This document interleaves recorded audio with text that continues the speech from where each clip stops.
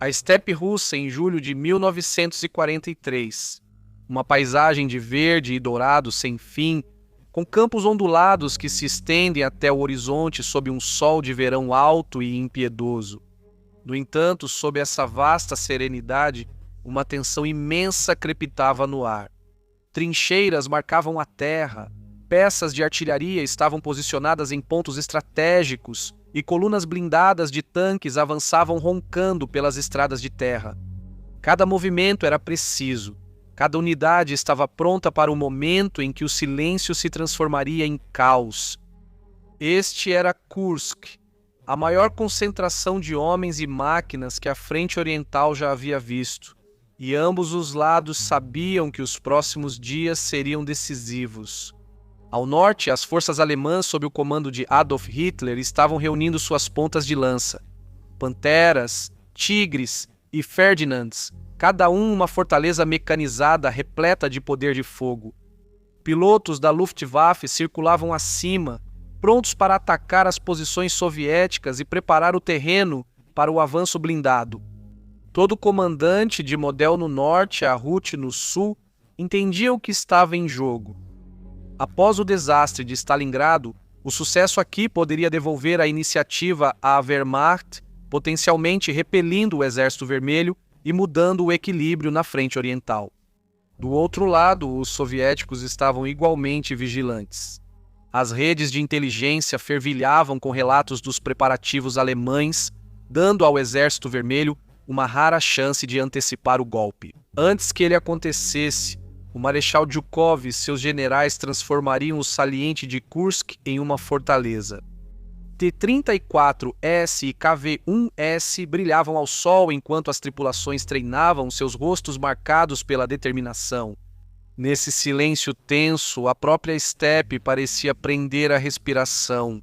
Cerca de 3 milhões de soldados, milhares de tanques e centenas de aeronaves estavam prontos de cada lado. Cada decisão, cada momento e cada erro seriam ampliados pelas planícies.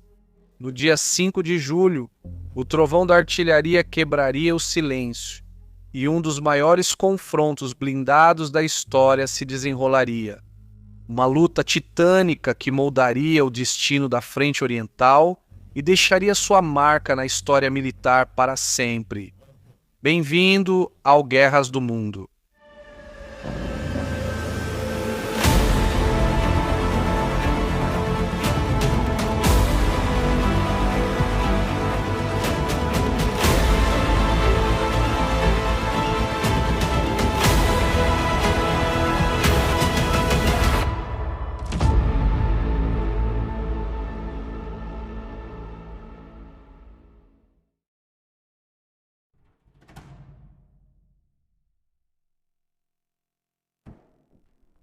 Após a catástrofe em Stalingrado, no início de 1943, a Wehrmacht se viu cambaleando.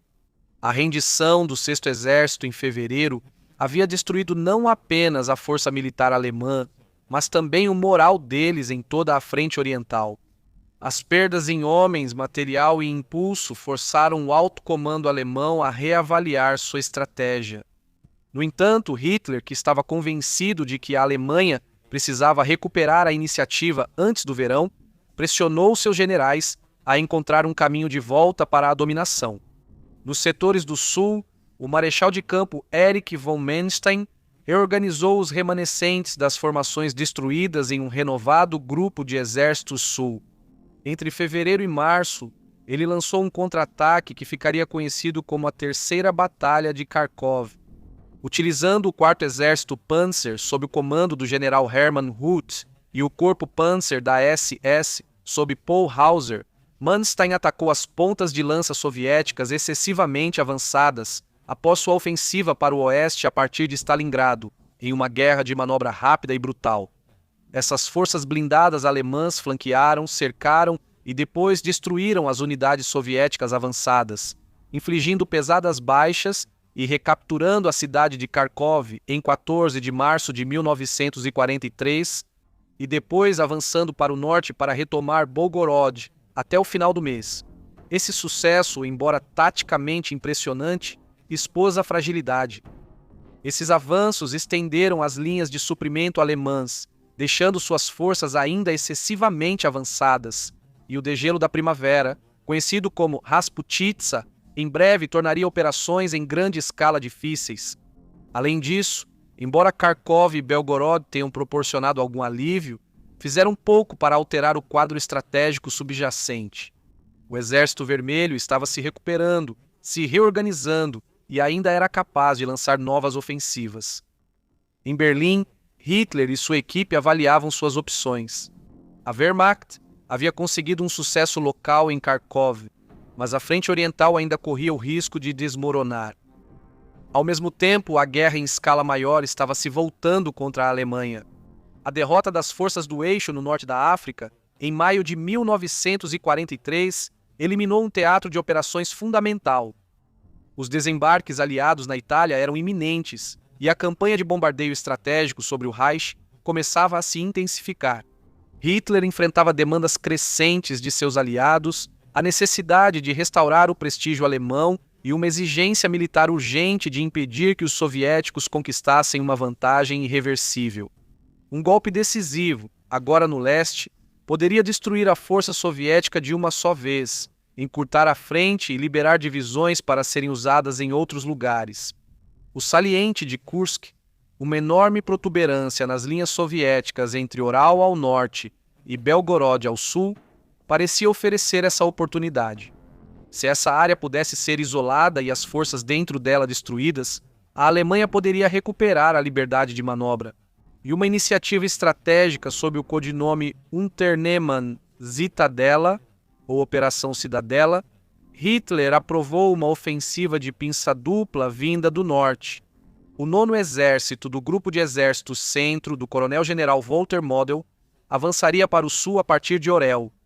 Pelo sul, o Grupo de Exércitos Sul do Marechal de Campo Erich von Manstein, com o 4º Exército Panzer do general Hermann Huth e o destacamento do general Werner Kemp, avançaria para o norte a partir de Belgorod. Os dois braços deveriam se encontrar perto de Kursk, cercando e aniquilando as forças soviéticas dentro do bolsão. Em suas memórias Vitórias Perdidas, Manstein resume o plano para a ofensiva. Citação: a Operação Cidadela pretendia ser um golpe decisivo, um golpe de martelo, que destruiria as defesas soviéticas e devolveria a iniciativa à Wehrmacht. Fim da citação. Seus objetivos iam muito além de um sucesso local. Aos olhos de Hitler, a Cidadela não só poderia garantir uma frente mais curta, mas também desferir um golpe psicológico e militar devastador. Talvez até abrindo caminho para um novo avanço em direção a Moscou a partir do sudeste, em coordenação com outras forças. Como observa o historiador David Glantz, na Batalha de Kursk, abre aspas, a Cidadela foi a última chance de Hitler de recuperar a iniciativa estratégica no leste e evitar a derrota inevitável. Fecha aspas. Desde o início havia dúvidas internas. O comandante alemão havia alertado que seu 9º Exército ainda estava desgastado pelos combates do inverno e estava fraco em armamentos pesados. As entregas dos novos tanques Pantera e Tigre estavam atrasadas, e a escassez tanto de homens quanto de combustível persistia. A lama da primavera agravou o problema, forçando repetidos adiamentos, inicialmente marcados para o início de maio, depois junho e, finalmente, para o começo de julho. Esses adiamentos deram ao Exército Vermelho um tempo precioso para preparar suas defesas e deixaram a Wehrmacht tentando sua grande aposta em condições ainda menos favoráveis. A Operação Cidadela não foi apenas um golpe ousado, mas um risco que Hitler considerou necessário para reverter a decadência que havia começado em Stalingrado.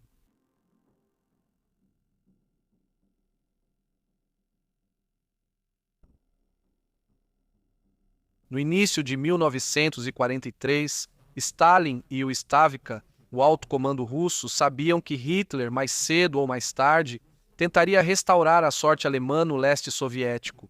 A inteligência, baseada em múltiplas fontes, incluindo redes de espionagem operando na Suíça e informações obtidas por meio das interceptações britânicas Ultra, começou a montar um quadro mais claro de onde poderia ocorrer o próximo ataque alemão.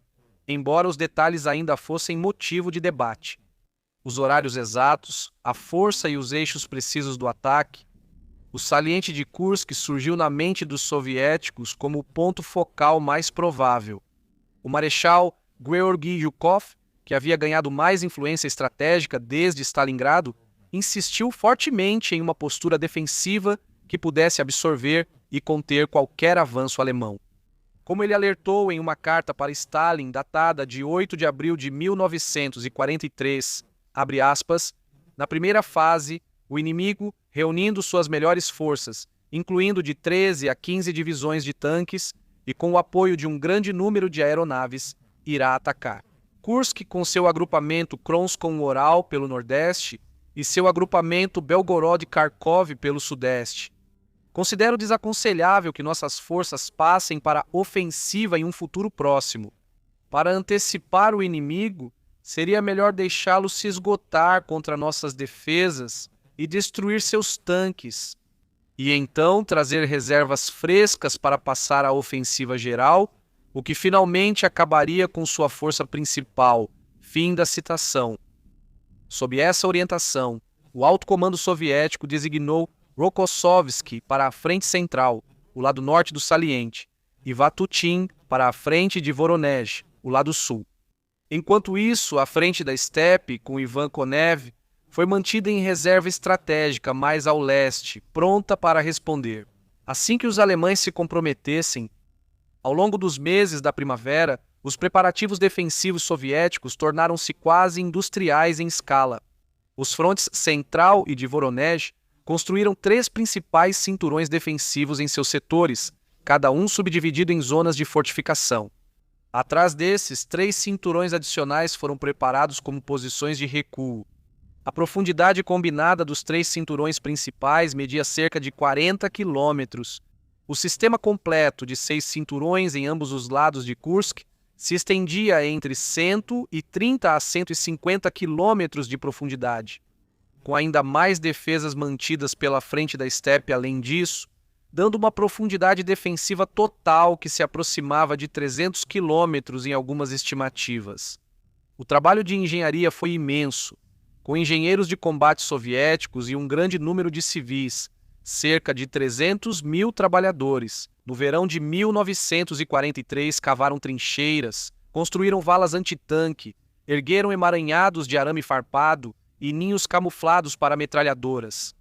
Os campos minados se multiplicaram. Mais de 500 mil minas antitanque e cerca de 440 mil minas antipessoal foram colocadas ao longo do saliente, com as maiores densidades dentro do primeiro cinturão defensivo. Alguns desses campos minados tinham densidades de cerca de 1.500 minas antitanque e cerca de 1.700 minas antipessoal por quilômetro. Só para referência, isso significa que a cada 60 centímetros, ou cerca de 2 pés de deslocamento, você estava praticamente garantido a pisar em uma mina. Fortificações defensivas foram erguidas nas prováveis rotas de ataque. Cada ponto forte normalmente incluía vários canhões antitanque, armas leves, bunkers e morteiros. Muitos veículos blindados entrincheirados e canhões autopropulsados foram usados para reforçar as defesas fixas. Os soviéticos também empregaram destacamentos móveis de obstáculos, unidades de engenheiros especialistas, cuja função era colocar minas e obstáculos no caminho das formações blindadas alemãs. Atuando como reservas antitanque flexíveis nos níveis de divisão, corpo e frente, o Stavka também acumulou reservas operacionais, prontas para um contra-ataque. Uma vez que a ofensiva alemã perdesse seu ímpeto, as forças soviéticas, sob o comando de Rokossovski, Vatutin e, mais tarde, Konev estariam aptas a lançar operações de resposta. Stalin, Zhukov e o comando soviético decidiram que não iriam antecipar o ataque alemão com uma ofensiva completa. Eles permitiriam o avanço alemão, canalizariam as tropas inimigas para defesas, desgastariam o inimigo e depois contra-atacariam. Tudo isso transformou Kursk em muito mais do que apenas um saliente para os soviéticos. Estava sendo moldada como uma fortaleza, como uma armadilha. Quando os alemães atacaram em julho, Eles se encontrariam não apenas precisando romper as linhas, mas também um labirinto de defesas preparadas, campos minados, reservas e forças russas à espreita, prontas para o momento de contra-atacar.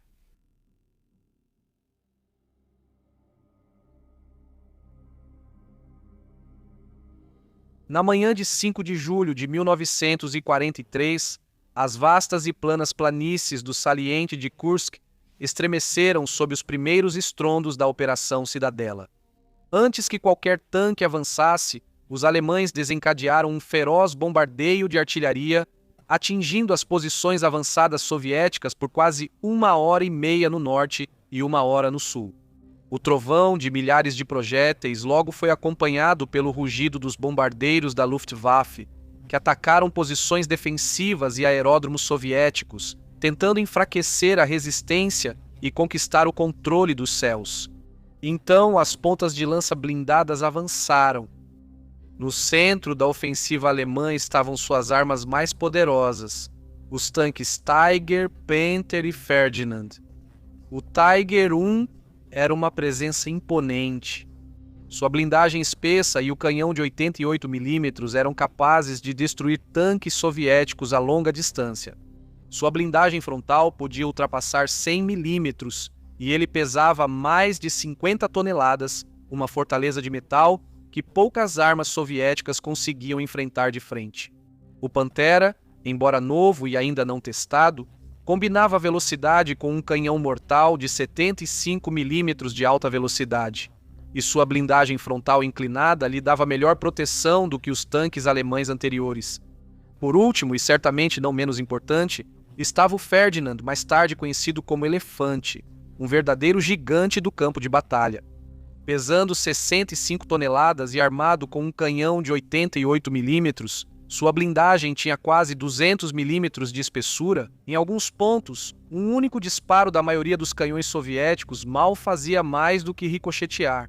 A desvantagem era que o Ferdinand era pesado e lento, com sua mobilidade limitada a cerca de 30 km por hora ou pouco menos de 19 milhas por hora.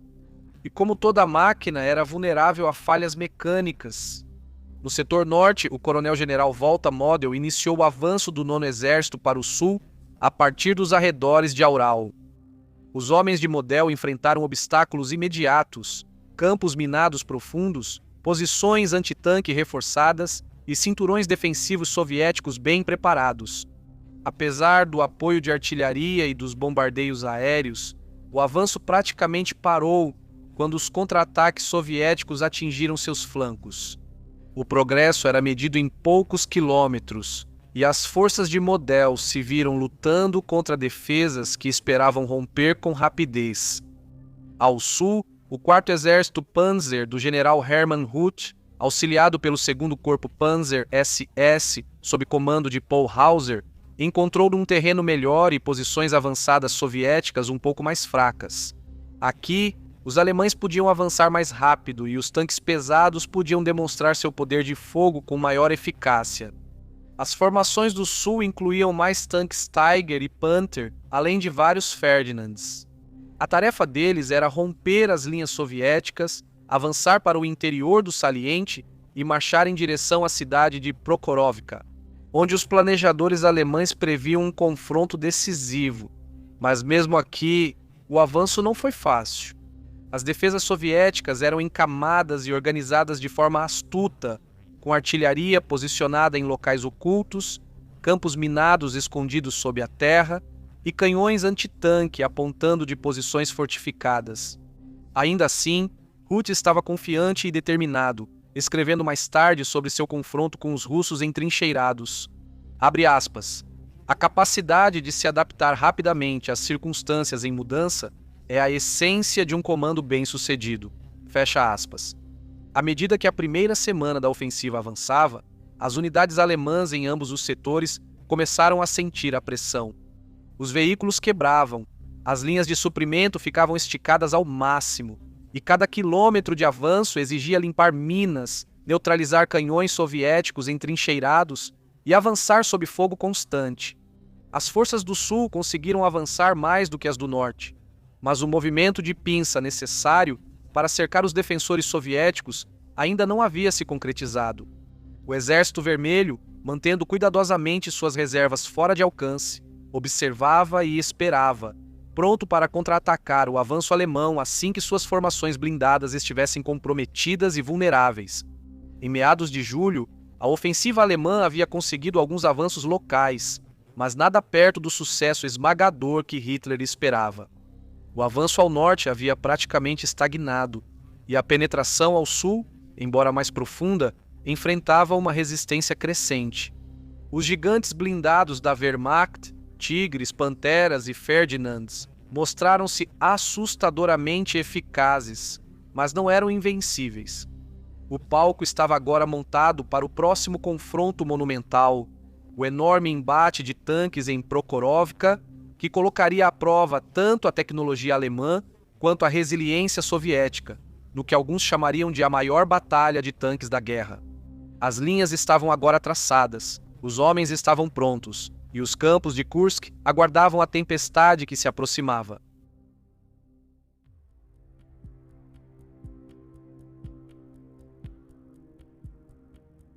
No dia 12 de julho de 1943, as vastas planícies próximas a Prokhorovka tornaram-se o palco de uma das batalhas de tanques mais intensas e debatidas da história. Quando o amanhecer chegou, o ar estava denso de fumaça e o estrondo distante da artilharia. O chão tremia sob o peso de milhares de tanques e veículos blindados, todos prontos para o confronto que definiria a Batalha de Kursk. Os alemães, sob o comando do general Hermann Huth, haviam empenhado suas forças de elite nesse confronto decisivo. O 2º Corpo Panzer SS, liderado pelo general Paul Hauser, avançou com força formidável. No centro de seu ataque estavam os poderosos tanques Tiger I gigantes capazes de destruir tanques soviéticos a longa distância. Os novos tanques Panther mais leves, mais rápidos e com blindagem inclinada eram capazes de penetrar nas defesas soviéticas de forma eficaz. E avançando junto com eles estavam os canhões de assalto Ferdinand, oferecendo um poder de fogo devastador. Mas com mobilidade limitada, no entanto, os soviéticos não estavam despreparados. O 5º Exército de Tanques da Guarda, comandado pelo general Pavel Rodmistrov, estava pronto para enfrentar o ataque alemão. Suas forças incluíam os robustos tanques médios T-34, conhecidos por sua blindagem inclinada, e canhões de 76,2 mm que podiam enfrentar os tanques alemães a curta distância. Os tanques pesados KV-1, embora mais lentos e menos numerosos, ofereciam uma resistência formidável com sua blindagem espessa e armamento poderoso. Além disso, as forças soviéticas empregaram uma variedade de armas antitanque, incluindo canhões antitanque de 45 mm e 76,2 mm projetados para deter o avanço dos blindados inimigos. A batalha começou com uma barragem trovejante enquanto a artilharia alemã e os bombardeiros da Luftwaffe tentavam enfraquecer as posições soviéticas. Mas apesar desses esforços, as defesas soviéticas se mantiveram firmes.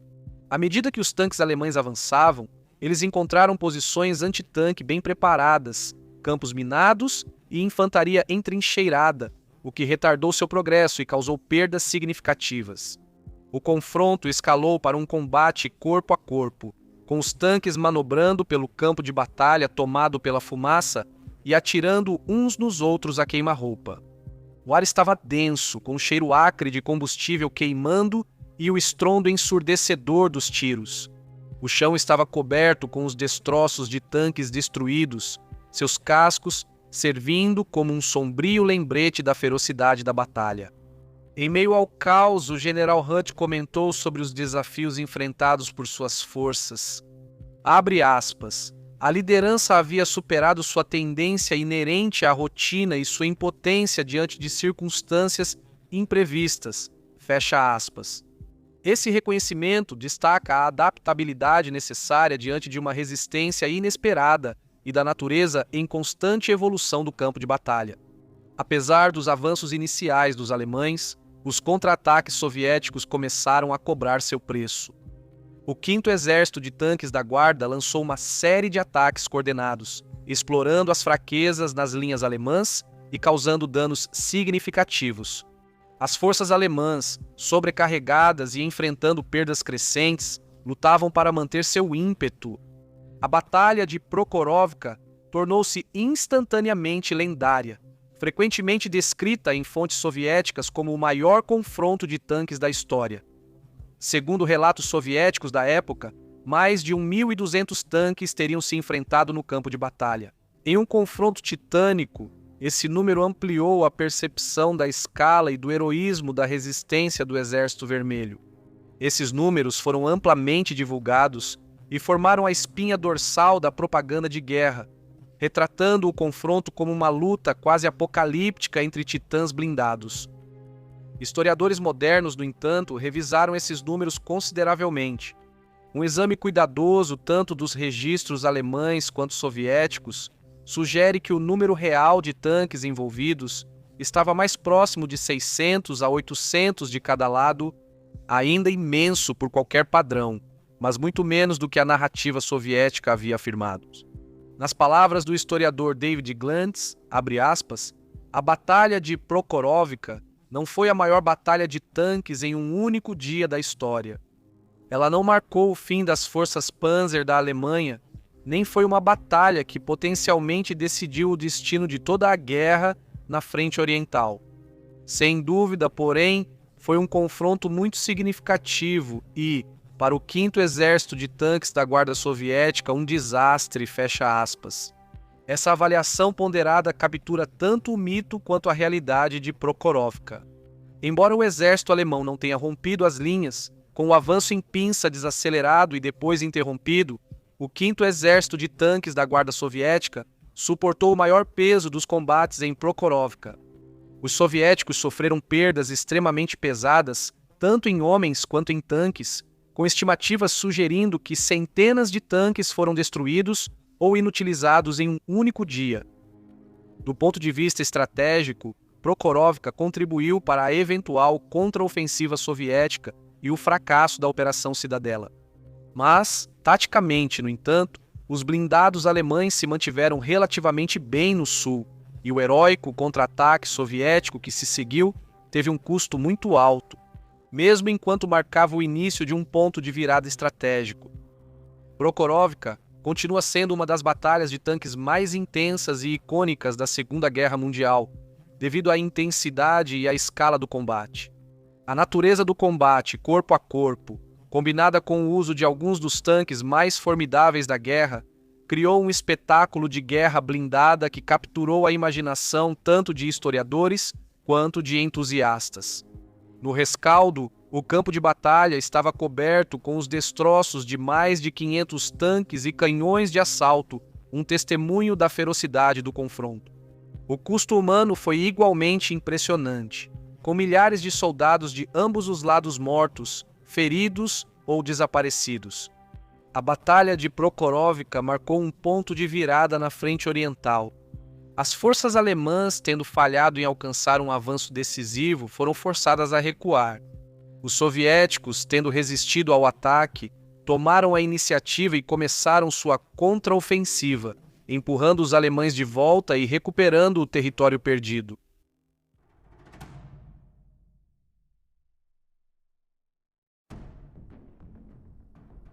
Após o fim da Operação Cidadela, os soviéticos passaram rapidamente da defesa para o ataque.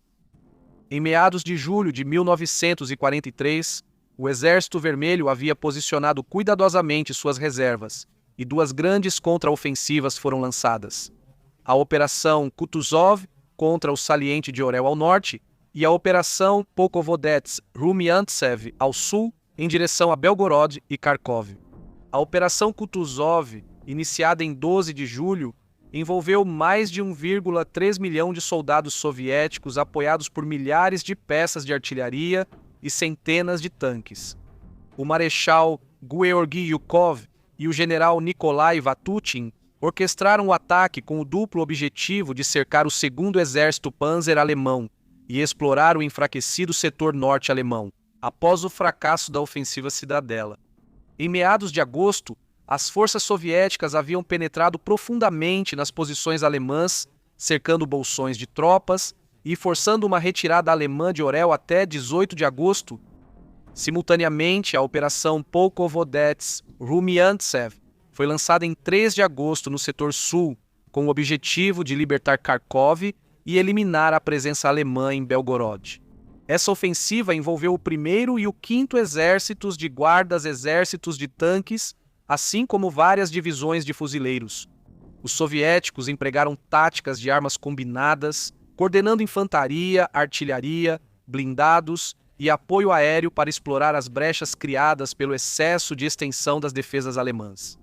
No dia 23 de agosto, as tropas soviéticas libertaram Kharkov, marcando a última vez que a cidade mudaria de mãos durante a guerra, e demonstrando a crescente habilidade operacional do Exército Vermelho. A resposta alemã a essas contraofensivas foi limitada pela falta de pessoal, blindados esgotados e linhas de suprimento sobrecarregadas. Hitler, reconhecendo que a Operação Cidadela não havia alcançado seus objetivos e que o exército alemão não poderia sustentar um confronto prolongado, cancelou oficialmente a Cidadela. Em 13 de julho de 1943, comandantes alemães, incluindo Manstein e Huth, tentaram estabilizar a frente, mas suas opções eram limitadas. Unidades que sobreviveram ao movimento de Pinça do Sul foram forçadas a posições defensivas, muitas vezes em trincheiras preparadas às pressas e atrás de fortificações danificadas. As perdas de pessoal e de equipamentos foram severas em ambos os lados. Fontes soviéticas relataram aproximadamente 430 mil baixas apenas durante a Operação Kutuzov, incluindo mais de 112 mil mortos. As perdas alemãs durante a Operação Cidadela incluíram cerca de 200 mil homens, além de 700 tanques e 1.000 aeronaves destruídas ou danificadas. Esses números apenas transmitem parcialmente o custo humano e material da campanha. Os soldados suportaram condições extremas de combate e unidades inteiras ficaram inoperantes por semanas.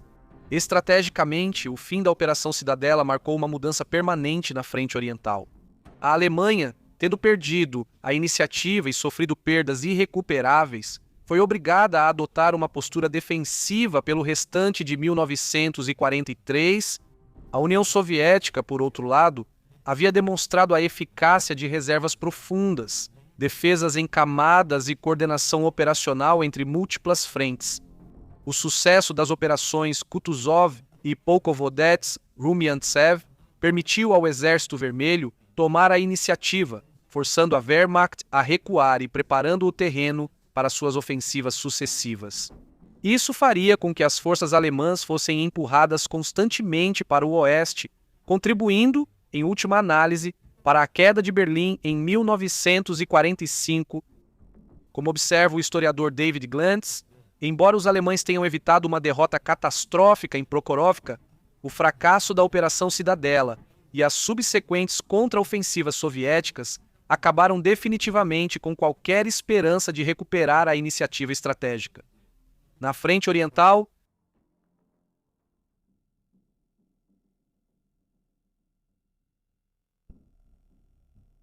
a Batalha de Kursk deixou uma marca duradoura na Segunda Guerra Mundial e na história da Guerra Blindada.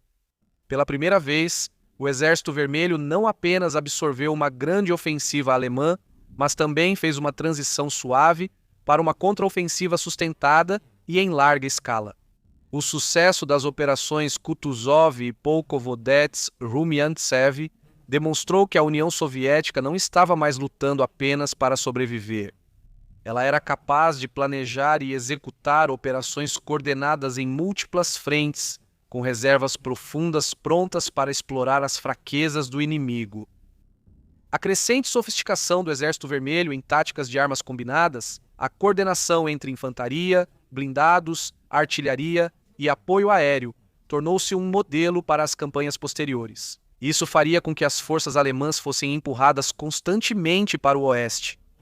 Para a Wehrmacht, Kursk foi um golpe tanto psicológico quanto físico. O fracasso da Operação Cidadela destruiu a aura de invencibilidade alemã que havia persistido desde os primeiros dias da guerra. A insistência de Hitler em um avanço decisivo custou aos alemães homens, tanques e aeronaves insubstituíveis, deixando-os permanentemente na defensiva. No leste, nem mesmo suas mais temidas formações Panzer eram mais capazes de ditar o ritmo da batalha. David Glantz observa que a campanha revelou tanto os limites do planejamento operacional alemão quanto a resiliência da máquina militar soviética, que havia aprendido a absorver, suportar e, por fim, contra-atacar os ataques mais potentes da Wehrmacht. Kursk tornou-se desde então um símbolo da guerra industrializada e o ponto de virada na frente oriental. Ela é lembrada não apenas pela chamada maior batalha de tanques da história, mas também pela preparação meticulosa, inteligência e o enorme esforço de ambos os lados. Hoje, ela permanece como um testemunho da natureza desafiadora da guerra. Desde ataques relâmpago e manobras rápidas, até operações coordenadas de desgaste, a soma da mão de obra, material e planejamento. Em uma escala sem precedentes na história militar, Kursk foi mais do que uma batalha. Foi um momento em que o ímpeto da guerra mudou de forma decisiva e o Exército Vermelho começou seu avanço inexorável em direção a Berlim e ao fim da Segunda Guerra Mundial.